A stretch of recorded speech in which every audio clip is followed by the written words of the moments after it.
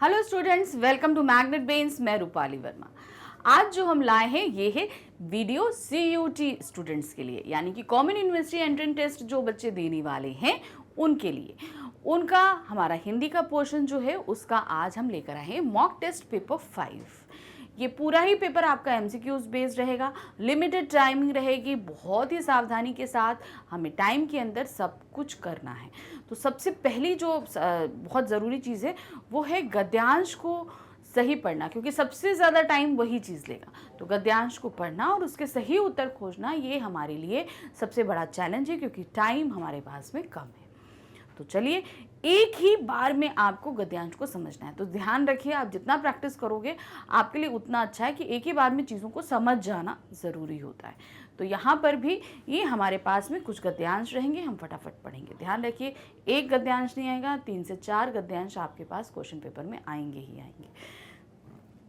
तो जैसे यहाँ पर हम देख रहे हैं, सबसे पहले जब आपके पास आएगा जो हमारा निर्देश है, सबसे पहले क्या है, हमारे पास निर्धारित समय है 45 मिनट्स है, जिसके अंदर हमें 40 क्वेश्चंस करने हैं।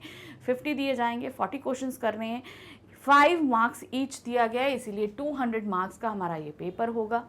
समान निर्देश, प्रत्येक सही उत्तर के लिए आपको 5 अंक दिए जाएंगे और प्रत्येक गलत उत्तर के लिए आपका 1 अंक काटा जाएगा। इसलिए क्वेश्चन के आंसर्स भी आपको सावधानी से देने हैं, क्योंकि इसमें निगेटिव मार्किंग आपकी रहेगी। अब आते हैं निम्नलिखित गद्यांश को ध्यानपूर्वक पढ़ना है। हमारे पास गद्यांश रहेंगे, इन्हें बहुत ध्यानपूर्वक पढ़ना है ताकि एक ही बार में हम इसको समझ जाएं और फटाफट आंसर से दें। क्या है, आज शिक्षक की भूमिका उपदेशक या ज्ञानदाता की सी नहीं रही, वह तो मात्र एक प्रेरक है जो शिक्षार्थी स्वयं सीख सके। उनके लिए किशोर मानस को ध्यान में रखकर शिक्षक को अपने शिक्षण कार्य के दौरान अध्ययन अध्यापन की परंपरागत विधियों से 2 कदम आगे जाना पड़ेगा। मतलब आजकल हमें सिर्फ ये नहीं है हमें अध्ययन करना है और अध्यापन करा देना है, इससे ज़्यादा और हमें बच्चों के लिए क्या करना पड़ता है, और ऑप्शंस देखने पड़ते हैं जिससे वो सारी चीज़ों को समझ सकें। यानी कि आजकल हम देखते हैं एक्टिविटीज़ बेस्ड जो है वो एजुकेशन कराई जाती है। तो वो एजुकेशन क्या है, बच्चों को हर तरफ से विकास कराती है, ताकि शिक्षार्थी समकालीन यथार्थ और दिन प्रतिदिन बदलते जीवन की चुनौतियों के बीच मानव मूल्यों के प्रति अडिग आस्था बनाए रखने की प्रेरणा ग्रहण कर सके। पाठगत बाधाओं को दूर करते हुए विद्यार्थियों को सहभागिता को सही दिशा प्रदान करने का कार्य शिक्षक ही कर सकता है। भाषा शिक्षण को कोई एक विधि नहीं हो सकती। जैसे मध्यकालीन कविता में अलंकार, छंद, विधान, तुक आदि के प्रति आग्रह था, किंतु आज लय और प्रवाह का महत्व है। तो मतलब समय के साथ चीजें परिवर्तित होती हैं, तो उसी तरह शिक्षण प्रणाली भी समय के साथ जो है बदली है। कविता पढ़ाते समय कवि को युग चेतना के प्रति सजगता समझना आवश्यक है। निबंध में लेखक के दृष्टिकोण और भाषा शैली का महत्व है और शिक्षार्थी को अर्थ ग्रहण की योग्यता का विकास जरूरी है। मतलब हम जो पढ़ा रहे हैं वो इस तरीके से होना चाहिए कि बच्चे वो चीजें तो समझें, लेकिन उसके पीछे छिपे अर्थों को भी हमें एक्सप्लेन करना होता है ताकि उसको भी वो अच्छे से समझ सकें। कहानी के भीतर बुनी अनेक कहानियों को पहचानने और उन सूत्रों को पल्लवित करने का अभ्यास शिक्षार्थी की कल्पना और अभिव्यक्ति कौशल को बढ़ाने के लिए उपयोगी हो सकता है। हर कहानी के अंदर कहानी के अंदर कहानी होती है। अब बच्चे उसको कितने अच्छे तरीके से सूत्र में बांधते हैं और चीज़ों को समझते हैं, ये ज़रूरी है। कभी कभी कहानी का नाटक विधा में परिवर्तन कर उसका मंचन भी किया जाता है। बहुत आपने देखा है कि कहानियों को जो है वो एक स्टेज प्ले में भी बदला जाता है। मूल्यांकन वस्तुतः सीखने की एक प्रणाली है, ऐसी प्रणाली जो रटंत प्रणाली से मुक्त दिला सके। तो मतलब क्या है, रटंत यानी कि जो हम रट लेते हैं, रट लिया जाके वैसे लिख दिया, तो ये क्या मूल्यांकन प्रणाली क्या है, हमें इससे मुक्ति दिलाती है। परंपरागत ढांचे का अनुपालन ना करें, अपना ढांचा निर्मित कर सकें, इसलिए यह गांठ बांध लेना आवश्यक है कि भाषा और साहित्य के प्रश्न बंधे बंधाए तक सीमित नहीं हो सकते। शिक्षक पूर्व निर्धारित उत्तर की अपेक्षा नहीं कर सकता है। विद्यार्थी के उत्तर सांचे से हटकर किंतु तर्कसंगत हो सकते हैं और सही भी। इस खुलेपन की चुनौती को स्वीकारना आवश्यक है। तो कहने का तात्पर्य, पहले क्या होता था, जो लिखा दिया गया रट लिया और रट के चले गए, लेकिन आजकल क्या है, हमें रटना नहीं, समझना है और उसे अपनी बुद्धि के हिसाब से उसके आंसर्स लिखने हैं। तो यहाँ पर जो परीक्षार्थी है और जो परीक्षक है, दोनों के सामने चुनौती होती है। परीक्षार्थी जो होता है उसके लिए चुनौती है, हमें रटे रटाए आंसर न लिखकर तार्किक आंसर देने, यानी कि तर्क सहित देने होते, और दूसरी तरफ इन उत्तरों को पढ़कर समझना, ये हमारे परीक्षक का काम में होता है। वो किस तरीके से इन सभी उत्तरों को एक्सेप्ट करे तर्क के साथ में, ये एक चुनौतियां आज के शिक्षण प्रणाली में सबसे ज्यादा आ रही हैं, दोनों के पास में, शिक्षक और शिक्षार्थी दोनों के पास में। अब इसी गद्यांश पे आधारित हमारे पास प्रश्न है। क्या है? निम्नलिखित प्रश्नों के उत्तर के लिए सबसे उचित विकल्पों का चयन कीजिए। हम हमारे पास एक प्रश्न है, उसके 4 उत्तर रहेंगे। अब देखिए, बहुविकल्पी प्रश्न ऐसे आते हैं, पूरा क्वेश्चन पेपर इसी पे बेस्ड है, तो ध्यान से समझते देखिए। मूल्यांकन के बारे में सत्य नहीं है। क्या सत्य नहीं है? इसका निश्चित ढांचा होता है, उत्तर पहले से निर्धारित नहीं होते, यह सीखने की ही एक विधि है, रटंत का अंत करता है। तो जो इसमें इन वक्तव्यों में मूल्यांकन के लिए जो सत्य नहीं है वो है आपका, इसका निश्चित ढांचा होता है, इसका ढांचा अनिश्चित होता है, क्योंकि हर बच्चा अपनी तर्क शक्ति के साथ उत्तर देता है। समास की दृष्टि से कौन सा पद शेष से भिन्न है? अब आपको बताना है, यहाँ पर कई सारे पद दिए हैं जो भिन्न है, आपको बताना है। भाषा शिक्षण, समास की दृष्टि से बताना है, ध्यान रखिएगा। अर्थ ग्रहण, युग चेतना, दिन प्रतिदिन। तो अब आप अगर देखो तो यहाँ पर जितने भी हैं, भाषा शिक्षण होगा, अर्थ ग्रहण होगा, अर्थ ग्रहण करना, युग की चेतना, भाषा का शिक्षण, तो यहाँ पर ये सभी तत्पुरुष समास के अंतर्गत है, जबकि दिन प्रतिदिन जो है ये द्वंद्व समास के अंतर्गत आता है, इसलिए दिन प्रतिदिन जो है वो डिफरेंट है। नेक्स्ट आते हैं, विद्यार्थी के लिए अनुच्छेद में प्रयुक्त अन्य पर्यायवाची शब्द क्या है? विद्यार्थी के लिए अनुच्छेद में कई सारे शब्दों का इस्तेमाल किया गया है, वो और क्या है? शिक्षार्थी, छात्र, सहभागी, परीक्षार्थी, किशोर, मानस, अध्यापक, अध्येता। तो जो इस्तेमाल किया गया है वो है आपका शिक्षार्थी और छात्र। नेक्स्ट है प्रश्न संख्या 4, सहभागिता शब्द का निर्माण किस उपसर्ग प्रत्यय से हुआ है? सहभागिता में उपसर्ग भी लिखा है और प्रत्यय भी लिखा है, तो क्या क्या लगा हुआ है हमें ध्यान देना है। तो इसमें जो उपसर्ग है वो है सह और प्रत्यय है ता, ये हमको ध्यान रखना है। देखिए, सह हमारा उपसर्ग है और ता प्रत्यय है। नेक्स्ट आते हैं, अनुच्छेद में प्रयुक्त समकालीन शब्द का सबसे उपयुक्त अर्थ क्या है? अनुच्छेद में समकालीन शब्द का इस्तेमाल हुआ है, तो उसका जो है आपको जो निकालना है वो है आपका उपयुक्त शब्द, प्रयुक्त एकदम सही शब्द। आकस्मिक, समसामयिक, वर्तमान या आधुनिक। तो समकालीन का जो होगा वो है सही समसामयिक। समकालीन मतलब होता है सेम समय में, ठीक है। समकालीन जो होगा मतलब सेम समय में चीजें घटित हों, ये सारी चीजें। जैसे हम बोलेंगे लॉकडाउन और कोरोना, ये समसामयिक रहे, एक ही काल में चीजें हमने जानी, ठीक है ना। तो ये चीजें समझती हैं। फिर है प्रश्न संख्या 6, कौन सा कथन आज के शिक्षक की भूमिका के बारे में सत्य नहीं है? ध्यान रखिए, ये नहीं जैसे शब्दों को बिल्कुल ध्यान में रखिएगा। क्या है? परंपरागत शिक्षण विधियों को छोड़ा नहीं जा सकता, ये शिक्षक विद्यार्थियों की सहभागिता सुनिश्चित करता है, मानव मूल्यों पर उसकी आस्था अडिग होती है, शिक्षक प्रेरक और ज्ञानदाता नहीं है। तो जो इसमें सत्य नहीं है वह है शिक्षक विद्यार्थियों की सहभागिता सुनिश्चित करता है। वहां पे हम सुनिश्चित नहीं करते, देखिए बच्चे अपनी तर्क शक्ति के हिसाब से सारी चीजों को निश्चित करते हैं। नेक्स्ट है, शिक्षक से किस प्रकार की बाधाएं दूर करने की अपेक्षा की गई है। शिक्षक यानी कि जो पढ़ाने वाले टीचर, उनसे किस प्रकार की बाधाओं को दूर करने की अपेक्षा की गई है? पाठ प्रस्तुति से संबंधित, पाठ के भीतर से उभरने वाली, पाठ्यक्रम से जुड़ी हुई, पाठ पढ़ाते हुए आने वाली। तो इसका जो सही ऑप्शन है वो है पाठ के भीतर से उभरने वाली। पाठ से संबंधित जितना है वो तो है ही, लेकिन कुछ चीजें ऐसी होती हैं जो पाठ से ही कई सारे प्रश्न उभरते हैं बच्चों के मानस पटल पे, तो उन प्रश्नों के उत्तर देना भी सबसे बड़ी चुनौती होती है। अब कोई भी कहानी पढ़ा रहे, कुछ पढ़ा, तो उसने ऐसा क्यों किया, ये एक सबसे बड़ा ऑप्शन होता है। तो वो सारी चीजें भी बताना जरूरी। क्वेश्चन नंबर 8 है हमारे पास, आधुनिक कविता में महत्वपूर्ण है। आजकल की कविताओं में क्या महत्वपूर्ण बताया गया है गद्यांश में? भाषा और शैली, मानवीकरण और बिंब विधान, लय और प्रवाह, छंद और अलंकार। तो आज की आधुनिक जो कविताएं हैं उनमें लय और प्रवाह को ज्यादा महत्व दिया जाता है। नेक्स्ट आते, कहानी के द्वारा लेखन विद्यार्थियों की कल्पनाशीलता और अभिव्यक्ति की कुशलता बढ़ाने के लिए महत्वपूर्ण गतिविधि हो सकती है।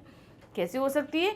कहानी का विधा परिवर्तन करके, निहित कथा सूत्रों का पल्लवन करके, कहानी का मौखिक सुनने का अभ्यास करके, या कहानी का वाचन करके। तो यहाँ पर क्या होगा, जब हम निहित कथा सूत्रों का पल्लवन करते हैं, बच्चे जो है ना अंदर जो कहानी के अंदर जो कहानियां हैं उनके सूत्रों को जब बांधने की कोशिश करते हैं तो ये इनके लिए कुशलता बढ़ाने की एक गतिविधि रहती है। प्राचीन काल में शिक्षक की भूमिका थी। प्राचीन काल में शिक्षक की क्या भूमिका थी? प्रेरक, सहयोगी की, ज्ञानदाता की, या एक पालक की? तो सही है, प्राचीन काल में पहले एक ज्ञानदाता की होती थी कि ज्ञान दे दिया, खत्म हो गया काम। ये प्राचीन काल के शिक्षक की भूमिका रहती थी। तो ये पहला जो गद्यांश था उसके प्रश्नोत्तर समाप्त हुए। अब आते हैं हम दूसरे गद्यांश पे। क्या है? फिर से गद्यांश को हमें ध्यानपूर्वक पढ़ना है। क्या है? भारत 15 अगस्त 1947 को आजाद हुआ। इस आजादी के लिए पूरे देश की जनता ने एक लंबा और मुश्किल संघर्ष चलाया था। इस संघर्ष में समाज के बहुत सारे तबकों की हिस्सेदारी थी। तरह तरह की पृष्ठभूमि के लोगों ने इसमें भाग लिया। वे स्वतंत्रता, समानता और निर्णय प्रक्रिया में हिस्सेदारी के विचारों से प्रेरित थे। औपनिवेशिक शासन के तहत लोग ब्रिटिश सरकार से भयभीत रहते थे। वे सरकार के बहुत सारे फैसलों से असहमत थे, लेकिन अगर वे इन फैसलों की आलोचना करते तो उन्हें भारी खतरों का सामना करना पड़ता था। स्वतंत्रता आंदोलन ने यह स्थिति डाली। राष्ट्रवादी खुलेआम ब्रिटिश सरकार की आलोचना करने लगे और अपनी मांगे पेश करने लगे। 1885 में ही भारतीय राष्ट्रीय कांग्रेस ने मांग की थी कि विधायिका में निर्वाचित सदस्य होने चाहिए और उन्हें बजट पर चर्चा करने एवं प्रश्न पूछने का अधिकार मिलना चाहिए। 1909 में बने गवर्नमेंट ऑफ इंडिया एक्ट ने कुछ हद तक निर्वाचित प्रतिनिधित्व की व्यवस्था को मंजूरी दे दी। हालांकि ब्रिटिश सरकार के अंतर्गत बनाई गई ये शुरुआती विधिकाएं राष्ट्रवादियों के बढ़ते जा रहे दबाव के कारण ही बनी थी, लेकिन इसमें भी सभी वयस्कों को ना तो वोट डालने का अधिकार दिया गया और ना ही आम लोग निर्णय प्रक्रिया में हिस्सा ले सकते थे। तो किस तरीके से आजादी से पहले हमें विधायिका में दिया गया, लेकिन वहां पे अधिकार नहीं दिए गए थे, शामिल किया गया था लेकिन अधिकार हमको प्रदान नहीं किए गए थे। अब इस गद्यांश पे आधारित प्रश्न है। क्या है? लोग किन विचारों से प्रेरित होकर आजादी के संघर्ष में शामिल हुए? कौन से विचार थे? समानता के विचार थे, निर्णय प्रक्रिया में हिस्सेदारी, स्वतंत्रता, या उपयुक्त सभी? तो यहां पर हम देखेंगे जो है वो है उपर्युक्त सभी विचारों से जो प्रेरित थे, इसलिए उन्होंने स्वतंत्रता संग्राम में भाग लिया था। फिर आजादी के लिए संघर्ष किसने चलाया था? ब्रिटिश सरकार ने, सदस्यों ने, भारतीय राष्ट्रीय कांग्रेस ने, या देश की जनता ने? तो आजादी के लिए संघर्ष चलाया था देश की जनता ने। सभी जो है वो ब्रिटिश सरकार से आजादी चाहते थे। निम्नलिखित में से लोकतांत्रिक व्यवस्था का मूल्य कौन सा है? ये जो लोकतांत्रिक व्यवस्था है इसका मूल्य क्या है? स्वतंत्रता, विचारों की अभिव्यक्ति, समानता, या उपर्युक्त सभी? तो निम्नलिखित में लोकतांत्रिक व्यवस्था का मूल्य है उपर्युक्त सभी भाव, यानी कि स्वतंत्रता भी, विचारों की अभिव्यक्ति भी और समानता भी। ये सारी ही मांगे की गई थी। आंदोलन का क्या असर पड़ा? जब आंदोलन हुआ, स्वतंत्रता आंदोलन हुआ, तो उसका असर क्या पड़ा? लोगों को हिस्सेदारी मिल गई, लोकतंत्र स्थापित हो गया, ब्रिटिश शासक चले गए, सरकार की खुलकर आलोचना होने लगी। तो गद्यांश के हिसाब से जब स्वतंत्रता आंदोलन, जो पहले लोगों को अभिव्यक्ति की जो आजादी नहीं थी, अब लोग खुलकर सरकार की आलोचना करने लगे थे। ये पहले भयभीत रहते थे, डरे हुए रहते थे, तो आलोचना या कुछ भी नहीं कह पाते थे क्योंकि सरकार उनको दंडित करती थी। लेकिन जब स्वतंत्रता आंदोलन होने लगा तो लोगों के मन में हिम्मत आने लगी और लोग खुलकर आलोचना करने लगे थे। कांग्रेस की क्या मांग थी? कांग्रेस ने 1885 में किस चीज की मांग रखी थी? अंग्रेजों भारत छोड़ो, आजादी दो, भारतीय पुरजोर विरोध करें, विधायिका में चुने हुए सदस्य हूं। तो 1885 में कांग्रेस ने जो मांग रखी थी वो थी विधायिका में चुने हुए सदस्य हो, मतलब भारतीय भी कुछ सदस्य वहां पर सम्मिलित किए जाएं। सबसे सटीक या सार्थक वाक्य चुनना है। अब हमारे पास यहाँ पर 4 वाक्य दिए गए हैं, हर वाक्य में कोई ना कोई मिस्टेक है, लेकिन एक वाक्य ऐसा है जिसमें कोई मिस्टेक नहीं है। वो वाक्य क्या है? संघर्ष मनुष्य को भटकाता है, संघर्ष मनुष्य को निखारता है, संघर्ष मनुष्य को सफलता दिलाता है, संघर्ष मनुष्य को उजाड़ता है। तो मेरे हिसाब से जो सही है वो है संघर्ष मनुष्य को सफलता दिलाता है।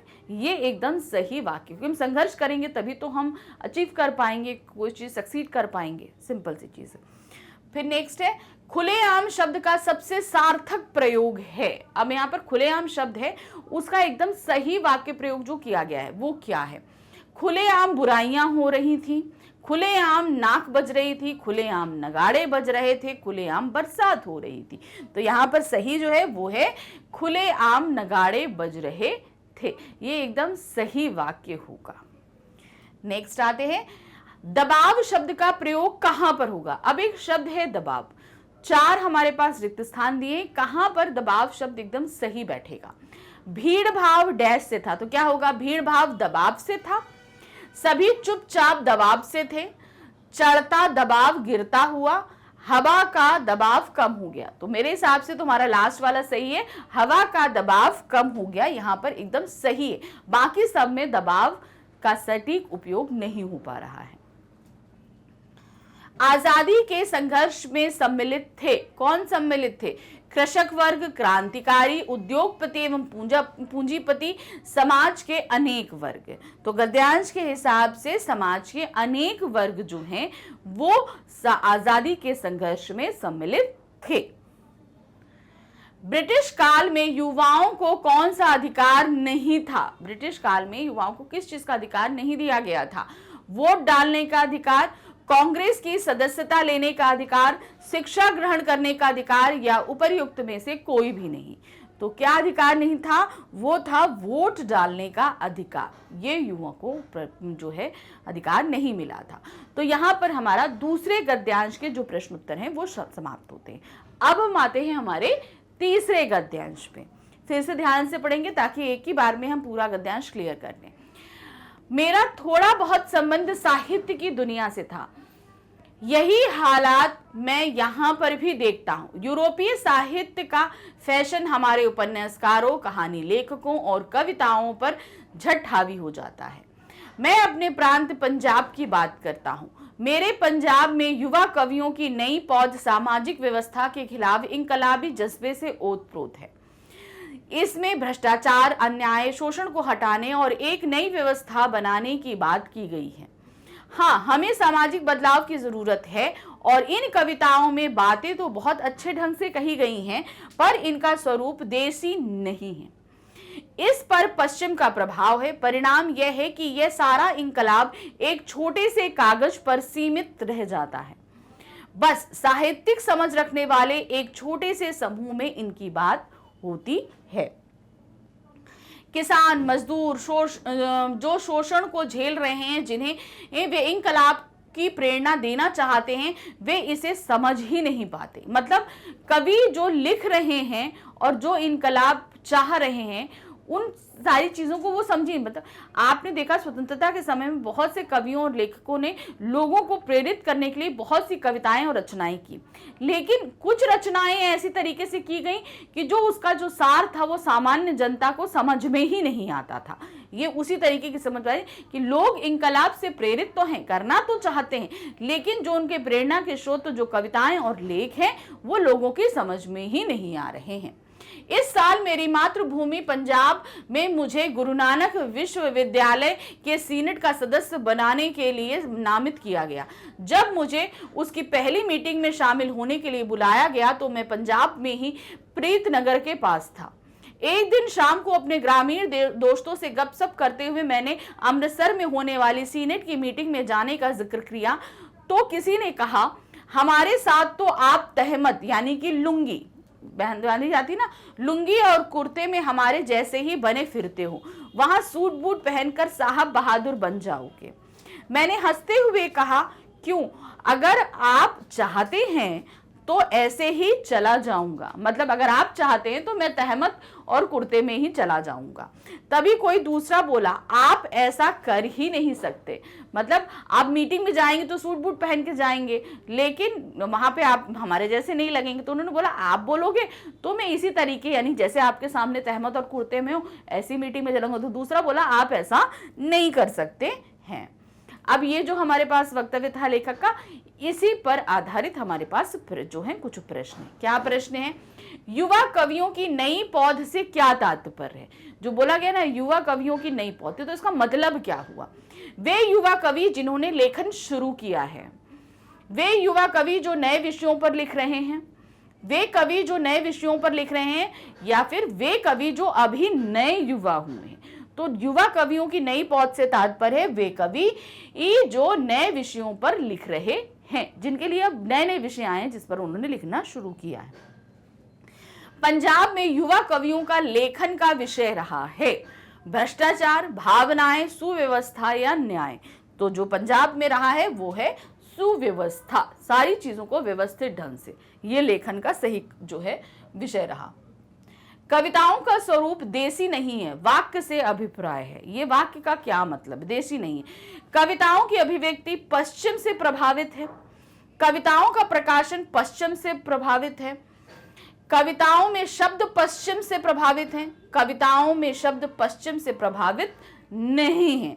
तो कविताओं का स्वरूप देसी नहीं रहा, इसका तात्पर्य है कि कविताओं की अभिव्यक्ति पश्चिम से प्रभावित है। मतलब कि जो कविता में अपने भाव को अभिव्यक्त किया जा रहा है, उसको अभिव्यक्त करने का जो तरीका है वो पश्चिमी देशों से है, हमारे जो देशी तरीके हैं उनको नहीं अपनाया जा रहा है। नेक्स्ट है, अनुच्छेद के आधार पर बताइए कि किनका शोषण हो रहा है। हमने जो अभी अनुच्छेद पढ़ा उसके आधार पर हमें बताना है कि किनका शोषण हो रहा था। कवियों और लेखकों का, किसानों और मजदूरों का, किसानों और कवियों का, कवियों और मजदूरों का। तो गद्यांश के हिसाब से जिनका शोषण हो रहा था वे थे किसान और मजदूर। नेक्स्ट क्वेश्चन है, अनुच्छेद के आधार पर बताइए कि पंजाब प्रांत के आदमी सामान्यतः क्या पहनते हैं।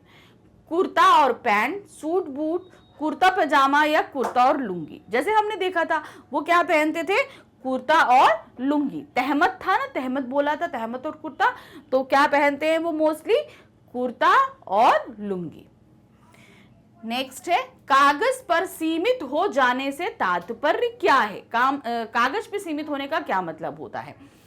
जमीनी स्तर से ऊंचा उठना, जमीनी स्तर पर ऊंचा ना उठना, जमीनी स्तर पर बदलाव ना आना, जमीनी स्तर पर बदलाव आना।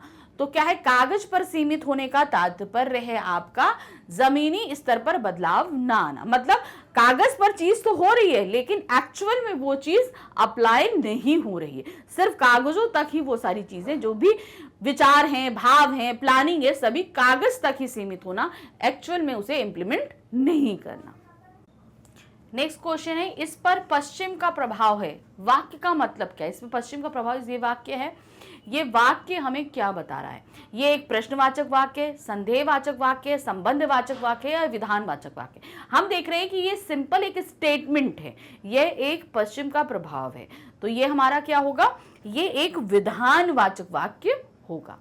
नेक्स्ट आते हैं ग्रामीण, सामाजिक, युवा आदि शब्द हैं। ये सभी किस तरीके के शब्द हैं? विशेषण है, क्रिया है, संज्ञा है, सर्वनाम है। तो देखिए ये सभी अगर हम देख रहे हैं तो ये जो है वो एक तरीके से विशेषण शब्द हैं। क्या होंगे? ये विशेषण शब्द होंगे। लेखक सीनेट की मीटिंग में कहां जाने की बात करता है? वो सीनेट की मीटिंग अटेंड करने के लिए कहां जाना था? यूरोप, पश्चिमी देशों में, अमृतसर में या कवि सम्मेलन में? तो कहां जाना था उसको जाना था अमृतसर में सीनेट की मीटिंग अटेंड करने के लिए। नेक्स्ट है हमारे साहित्यकारों पर किस साहित्य का प्रभाव देखा जा सकता है? कौन से साहित्य का प्रभाव? यूरोपीय साहित्य का, भारतीय साहित्य का, पश्चिमी सभ्यता का या पंजाब के साहित्य का? तो हमारे साहित्यकारों पर जो प्रभाव दिखाता है वो है यूरोपीय साहित्य का ज्यादा रहा है।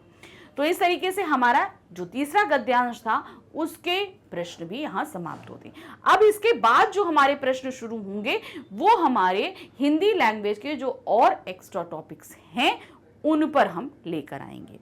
तो क्या है टॉपिक? देखिए, निम्न प्रश्न में दिए गए रेखांकित शब्द का समानार्थी शब्द का चयन कीजिए। अब आपको यहाँ क्या करना है? समानार्थी शब्द का चयन करना है। उद्यान में तरह तरह के फूल खिले हैं। तो रेखांकित हमारा शब्द क्या है? उद्यान। अब उद्यान के लिए समानार्थी शब्द क्या है? उपवन, निकेतन, कानन या आरण्य। तो यहाँ पर उद्यान के लिए सबसे सटीक शब्द होगा समानार्थी, वो है उपवन।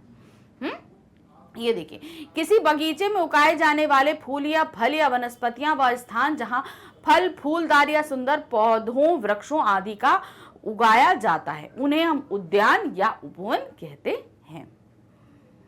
नेक्स्ट है पाहुना का पर्यायवाची। पाहुना जो शब्द है इसका क्या पर्यायवाची होता है? कृषक, जम्बुक, आगंतुक या आपका आदित्य। तो पाहुना शब्द जो है वो आगंतुक का पर्यायवाची होता है।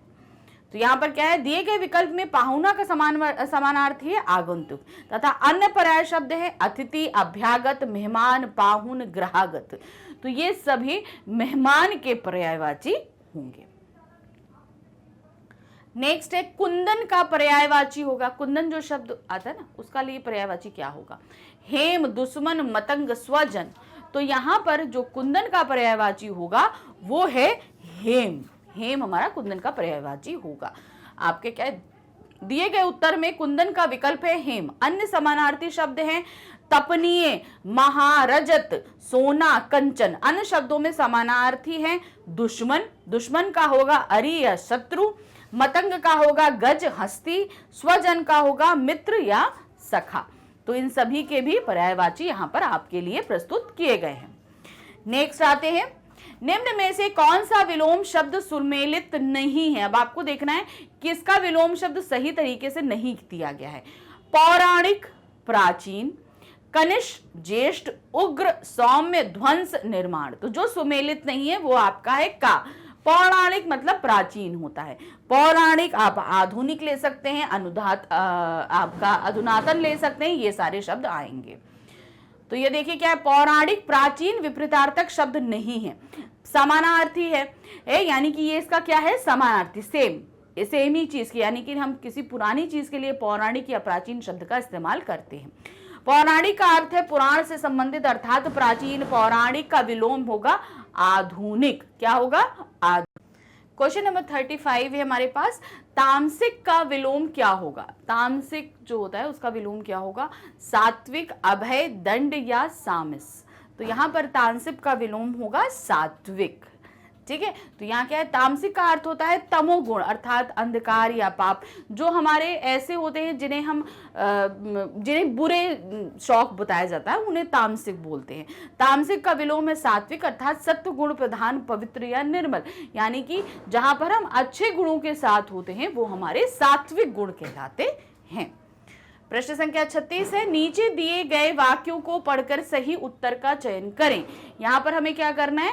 वाक्य हमारे पास 2 वक्तव्य दिए गए हैं, इसमें से नीचे विकल्प दिए गए हैं, हमें बताना है कि क्या है ये। पहला है हमें पिताजी को मिलना है। दूसरा है भारत में कई स्थल दर्शनीय हैं। तो अब यहाँ पर देखना है कौन सा वाक्य सही है, कौन सा गलत है, या दोनों सही है या दोनों गलत है। तो हमको पढ़ने के बाद ये लग रहा है कि पहला वाला जो वाक्य है वो हमें गलत लग रहा है, दूसरा सही लग रहा है। हमें पिताजी को मिलना है, हमें पिताजी से मिलना है, ये चीज होगा। तो अगर आप देखेंगे तो देखिए, हाँ, विकल्प 2 सत्य है लेकिन विकल्प 1 गलत है, यानी कि जो दूसरा है भारत में कई दर्शनीय स्थल है, ये एकदम सही है। नेक्स्ट आते हैं, ये देखिए वाक्य 2 सही है जबकि वाक्य 1 में विभक्ति संबंधी अशुद्धि। हमने बताया ना, को की जगह क्या होगा, से होगा। नीचे दिए गए वाक्य को पढ़कर सही उत्तर का चयन करें। हमारे पास फिर से 2 वाक्य हैं और हमें एक चयन करना है। जयशंकर प्रसाद छायावादी युग के महान कवि हैं। दूसरा है इनके द्वारा रचित कामायनी एक महाकाव्य है। तो हमको ये जो है दोनों ही वक्तव्य सही दिख रहे हैं। क्या है, जयशंकर प्रसाद छायावाद के युग के कवि माने जाते हैं और इनके द्वारा रचित कामायनी जो है वो एक महाकाव्य है। नेक्स्ट है, नीचे दिए गए वाक्यों को फिर से हमें पढ़ना है। 2 वक्तव्य है, छाटिए। लहर का पर्यायवाची होता है भंवर और दूसरा है शब्द आसक्त का विलोम है विरक्त। यहाँ पे पहला वाला गलत है, लहर का पर्यायवाची भंवर नहीं होता है। दूसरा शब्द आसक्त का विलोम विरक्त एकदम सही है। तो यहाँ पर हमारा जो आएगा वो है खा विकल्प, यानी विकल्प 2 सत्य है और विकल्प 1 असत्य है। अब आते हैं, हमारे पास में सूची दी गई है, इसे सुमेलित करना है। अब आपको देखना है एक से दूसरे के शब्दों को, दूसरे के अर्थों को सुमेलित करना है। तो दुष्कर का जो अर्थ होता है कठिन एकदम सही है, गरल का विष सही है, समालोचक, समीक्षक, अरविंद, कमल। तो यहाँ पर ये सभी चीजों का ऑर्डर एकदम सही है, यानी ए का 1 होगा, बी का 2 होगा, सी का 3 होगा और डी का 4 होगा। ये एकदम सही ऑप्शन है। तो यहाँ पर जो आ रहा है वो गा हमारा सही होना चाहिए। देखते हैं, ये देखिए गा हमारा एकदम सही है। नेक्स्ट हमारे पास फिर से एक सूची दी गई है, इसको भी हमें सुमेलित करना है इसके अर्थ के साथ। अब यहाँ पर पहला है चराचर। तो चराचर का जो अर्थ होगा वो हमारा सेकंड, यानी कि जड़ और चेतन सभी कुछ के लिए। तो ए के लिए हमारा होगा सेकंड। फिर उसके बाद है व्याधि, व्याधि का मतलब हुआ व्यवधान, तो बी का हुआ हमारा 1। कुटिल, कुटिल का मतलब हुआ छली, यानी कि 4th हुआ। फिर आते हैं डी यानी तरु मतलब वृक्ष, तो डी का हमारा हुआ 3। तो देखें एकदम सही ऑप्शन हमारा कहां पर आएगा, ये ए का 2 है, तो हमारा का वाला जा रहा है, ए का 2, बी का 1, सी का 4 एंड डी का 3, यानी कि का ऑप्शन हमारा सही होना चाहिए। ये देखिए का हमारा एकदम सही आ रहा है। नेक्स्ट आते हैं, नेक्स्ट क्या है, दिए गए वाक्य में उपयुक्त शब्द का चयन करके रिक्त स्थान की पूर्ति कीजिए। अब हमारे पास में जो फिलअप दिया है, अब मुझे उसकी जगह एकदम सही शब्द को रखना है। क्या है, गंदगी की ढेर पर मक्खियां डैश रही थी। क्या कर रही थी, मिमिया रही थी, दहाड़ रही थी, हिनहिना रही थी या भिनभिना रही थी। तो इसके लिए सही शब्द क्या होगा, वो है हमारा घा। गंदगी की ढेर पर मक्खियां भिनभिना रही थी, ये हमारा सही होगा। वाक्य में रिक्त स्थान में भिनभिनाहक शब्द का प्रयोग उचित है। नेक्स्ट आते हैं, दिए गए वाक्य में उपयुक्त शब्द का चयन करके रिक्त स्थान की पूर्ति कीजिए। नाच ना आवे डैश टेढ़ा। अब हमारे पास यहाँ पर क्या है, उंगली टेढ़ा, पैर टेढ़ा, आंगन टेढ़ा या घड़ा। तो आपको पता है कि ये क्या है, एक लोकोक्ति है, नाच न जाने आंगन टेढ़ा, या तो यहाँ पर क्या आएगा, आंगन। वाक्य में रिक्त स्थान पर आंगन शब्द का प्रयोग होगा। नेक्स्ट आते हैं, निम्नलिखित 6 वाक्यांशों में से प्रथम व अंकित अंतिम निश्चित है, शेष को उचित क्रम में व्यवस्थित कीजिए। तो देखिए यहाँ पर हमारे पास 6 ऑप्शंस दिए गए हैं, जिसमें पहला और आखिरी निश्चित है। इसमें कुछ चेंजेस नहीं आएंगे, हमें बीच के 4 को अरेंज करना है, वाक्य को सही तरीके से सुव्यवस्थित करना है। तो यहाँ क्या है, निराला जी ने केवल कविताएं ही नहीं लिखी में शासन के विरुद्ध अपितु साहित्य की अन्य विधाओं विभिन्न नामों से अपनी कलम चलाई। तो बीच के 4 होंगे, तो हम क्या बोल रहे हैं, निराला जी ने केवल कविताएं ही नहीं लिखी, ये सही है, पहला आएगा या। फिर उसके बाद में हमारा आ रहा है आपका, कविताएं ही नहीं लिखी अपितु साहित्य की अन्य विधाओं में भी शासन के विरुद्ध विभिन्न नामों से अपनी कलम चलाई। तो यहाँ पर जो सही ऑप्शन है या ला रा वा। निराला जी ने केवल कविता ही नहीं लिखी अपितु साहित्य की अन्य विधाओं में भी शासन के विरुद्ध विभिन्न नामों से कलम चलाई। ऑप्शन देखते हैं क्या होगा, या ला रा वा कहां पे आ रहा है, ये हमको लग रहा है आपका खा। खा एकदम सही होना चाहिए, देखते हैं खा हमारा एकदम सही है। चलिए नेक्स्ट आते हैं। नेक्स्ट क्या है, फिर से हमारे पास 6 वाक्यांश दिए गए हैं जिन्हें हमें अरेंज करना है। पहला और आखिरी हमारा नहीं बदलेगा, उसकी सिचुएशन जो है पहला पहला ही रहेगा और आखिरी आखिरी, बीच के 4 हमें अरेंज करने। क्या है, सामाजिक जीवन में क्रोध की जरूरत बराबर पड़ती है। मनुष्य दूसरों के द्वारा पहुंचाए जाने वाले बहुत से, यदि क्रोध ना हो तो कष्टों की चिर निवृत्ति का उपाय ही ना कर सके। अब बीच के 4 को अरेंज करना है, तो यहां पर क्या होगा, सामाजिक जीवन में क्रोध की जरूरत बराबर पड़ती है, सही है। फिर उसके बाद आते हैं, फिर यदि क्रोध ना हो तो, क्रोध ना हो तो मनुष्य दूसरों के द्वारा पहुंचाए जाने वाले बहुत से कष्टों की चिर निवृत्ति का उपाय ही ना कर सके। तो क्या हुआ हमारा, फिर से पूरा पढ़ेंगे। सामाजिक जीवन में क्रोध की जरूरत बराबर पड़ती है। यदि क्रोध ना हो तो मनुष्य दूसरों के द्वारा पहुंचाए जाने वाले बहुत से कष्टों की चिर निवृत्ति का उपाय ही ना कर सके। ये इसका सही अरेंज फॉर्म होगा। तो यहां पर हम देख रहे हैं या ला रा वा, तो कौन सा आ रहा है हमारा, घा आ रहा है, या ला रा वा। तो देखते हैं घा सही है, एकदम घा हमारा सही आ रहा है। नेक्स्ट आते हैं 45, अंडे का शहजादा मुहावरे का अर्थ क्या होगा। अंडे का शहजादा एक मुहावरा है, इसका अर्थ क्या होगा, कमजोर व्यक्ति, चालाक व्यक्ति, अनुभवी व्यक्ति या अनुभवहीन व्यक्ति। तो अंडे का शहजादा का तात्पर्य होगा अनुभवहीन व्यक्ति, यानी कि जिस व्यक्ति को कोई एक्सपीरियंस नहीं है। ये क्या है, दिया गया मुहावरा अंडे का शहजादा का अर्थ है अनुभवहीन व्यक्ति। तो वाक्य प्रयोग इसका क्या होगा, मोहन को अपने पिता की सिफारिश पर प्रमोशन तो मिल गया पर उसे काम कुछ नहीं आता, वह तो बस अंडे का शहजादा है। नेक्स्ट आते हैं, चेहरे पर हवाइयां उड़ना का क्या अर्थ है। तेजी से चलना, घबरा जाना, जवाब न देना या क्रोधित होना। तो चेहरे पर हवाइयां उड़ने का मतलब है घबरा जाना, किसी चीज से हम थोड़ा सा घबरा जाते हैं तब उसको बोलते हैं चेहरे पर हवाइयां उड़ना। तो क्या है, चेहरे पे हवाइयां उड़ना मुहावरे का अर्थ है घबरा जाना। इसका वाक्य प्रयोग कैसे करेंगे, कक्षा में अध्यापक ने जब मीना को नकल करते हुए पकड़ा तो उसके चेहरे पर हवाइयां उड़ गईं।